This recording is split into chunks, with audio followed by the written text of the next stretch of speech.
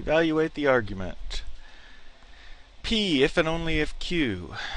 If Q leads to R, if Q R, then R, and not R, if not R, then not P.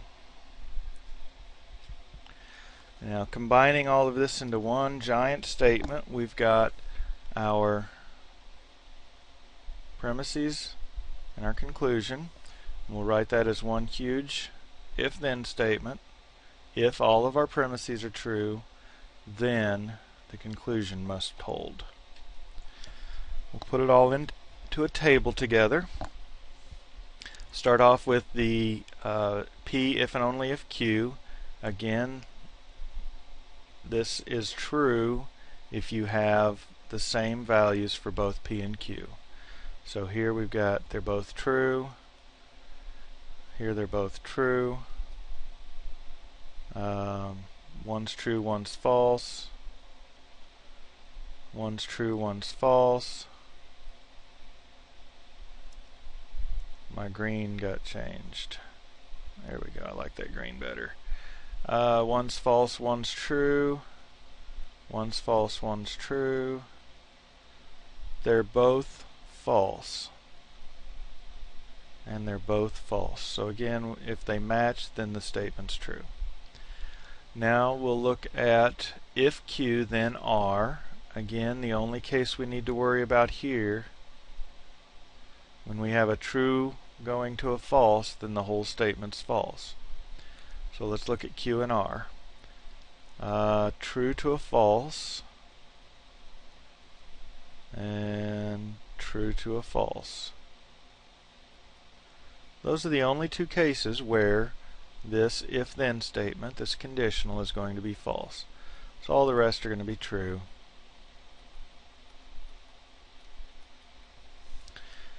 Alright, now for the AND statement, we're going to be looking at these two columns. And again, this will be true only if both are true. So we got true, true leads to a true. True, false leads to a false. False, true. False, true. False, true. False, false. And we've got two more cases here where we've got true, true. Okay. Now let's look at our conclusion. Not R. If not R, then not P. And to make this a little easier, I've already put my columns, filled in my columns over here, and I have my not R column in front of my not P column because I wanted to make it easier for the if-then statement. So this is only false if the first one is true and the second one is false. And that happens here.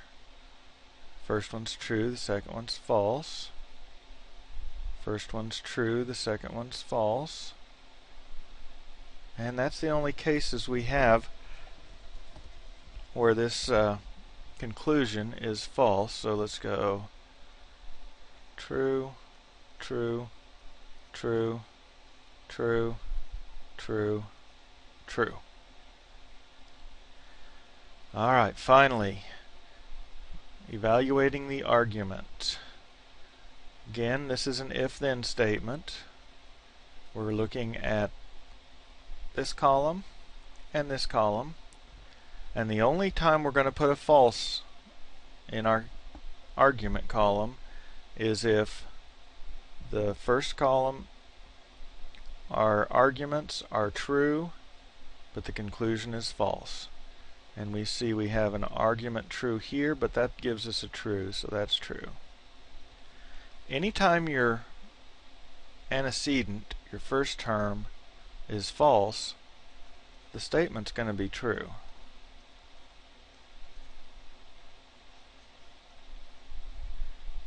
Now looking at the last two where we've got a true antecedent, consequent is true, so the full statement is true, and the same with the last one.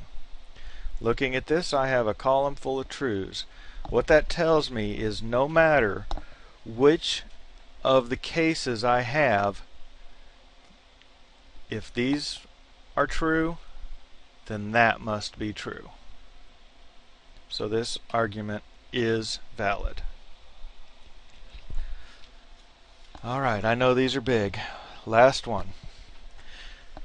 If P then Q, Q if and only if R or P, therefore P.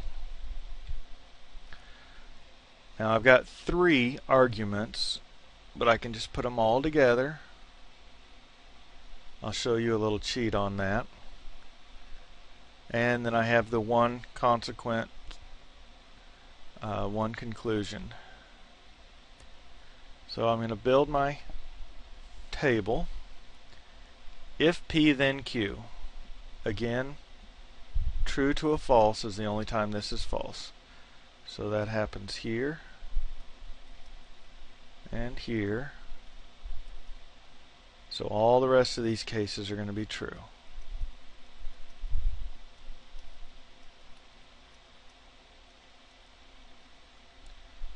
Alright, then we're going to look at the Q if and only if R. That's going to be true anytime they match. So they're both true,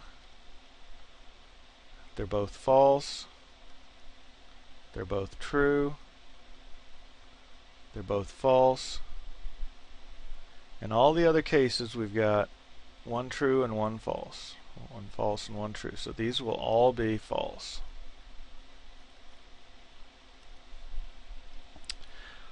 R or P.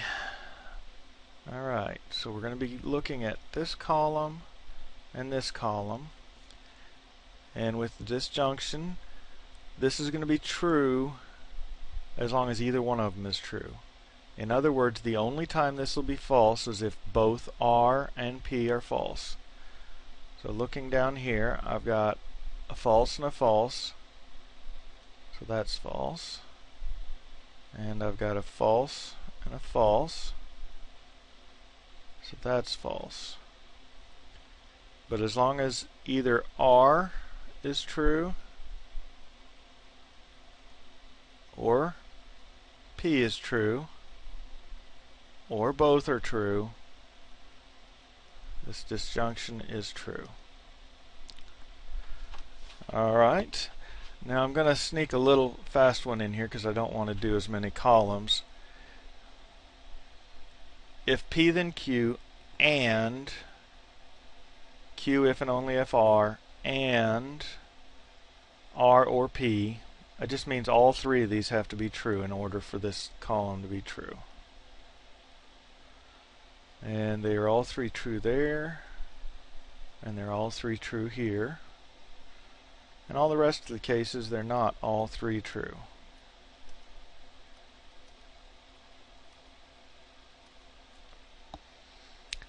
Finally, we're looking at where all of those things being true lead to this. And again, the only thing we've got to worry about is when that's true and P is false. And let's see. Here's one. We've got T and P is true, so that's true. Now all of these cases where it's false, where the antecedent is false, the whole statement's going to be true. Now let's look at this one. Our premises are true, but the conclusion is false. So in that case, the statement is false. And then the last 3, we've got trues, and it's just for this one case. That's the one case where this argument doesn't hold. So we have to say that the argument is invalid or it's a fallacy. That concludes Module 3.